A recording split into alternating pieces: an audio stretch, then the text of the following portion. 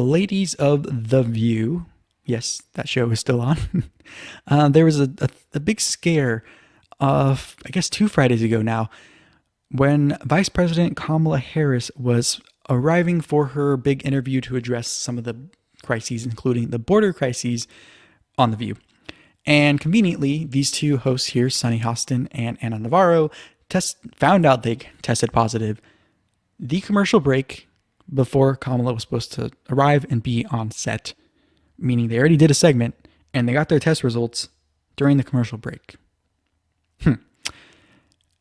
What's convenient about this is I perceive these two hosts as the two that I would say would probably be the most softball or soft as far as their questioning of Kamala when she was on. And so that was my first initial thought was, oh, convenient. This is a way for them to not have to ask her any questions. And the reason I say that is because Anna Navarro, who is on the right side, she is a very outspoken Republican anti-Trump person. And Sunny is known to be a friend of Kamala. They're both prosecutors, and I think that's probably how they know each other. And so I've been seeing also people saying the opposite, thinking that these two are actually going to be the toughest on Kamala, which I actually think it's a mix of the two.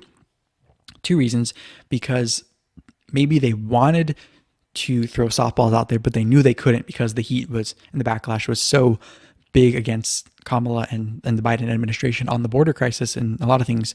But then again, I think Sunny's husband, or he is Haitian, and so that may have put her closeness to Kamala aside for now, and maybe that became a problem, meaning they thought Sunny was going to throw softballs at Kamala, and then they realized maybe she wasn't, and so that was part of the plan, and maybe that was what's going on.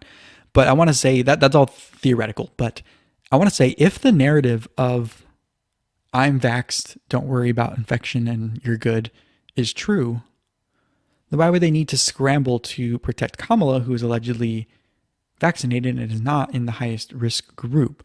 Isn't she supposed to be putting on a brave face, or at least giving the impression the vaccine is safe?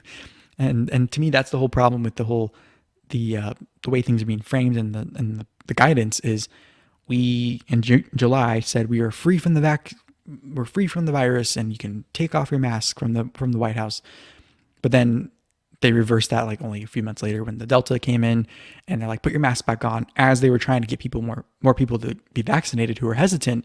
And I'm just thinking, well, this isn't going to help the cause, because if I'm going to have to wear the mask anyway, and the vaccine is slowly showing to be maybe not as effective, or at least it wears off and you might need to get boosted, that's not really helping the cause, I don't think. And so I even hate that I am that skeptical to the point where I saw this story and I immediately thought it was just completely just made up and fake and a cover for Kamala. I guess that's the cynicism and the skepticism and the distrust we have in our institutions that we used to trust now. But I think this is also a way for Kamala to avoid the heat on some of the poor performances they were probably going to push her on, while still saying she gave an interview and addressed it, albeit brief and clouded by this other story. But I think it was a way for her to say, oh, I did go and address this, but then have it be basically buried in the news cycle. But one thing I will say, it was smart because I almost made a video on this the weekend after this happened on that Friday. And I'm glad I didn't, because we got more information on that Monday, conveniently. Of course, this happens on a Friday. It takes up the whole news cycle on the weekend, and then we all tune in on Monday to see what happens. And we find out that they were false positives. How convenient, right? And they had a few days to kind of handle how the media was going to react to this. But we also learned that Sunny Hostin, one of the hosts, in particular, wasn't too happy with how this whole thing was handled and how it played out, because she said she wished that she had been given time to have them verify her test results, meaning test her multiple more times before they say it's positive publicly. And she also said that it resulted in a lot of chaos in her personal life because her husband is a surgeon, and he was in surgery, I guess, when this whole thing came out, and they pulled him from surgery apparently because they didn't want him to be positive and infect his patient who he's operating on. So it makes you wonder if any of the mitigation is accurate. Of course, you probably know my my thoughts on that, but I'm just questioning it. And we are told all these things, but considering the amount of precautions that hospitals take, and he's a surgeon, they always take precautions anyway. It's kind of crazy to think that maybe none of the precautions are working or they're that scared of it.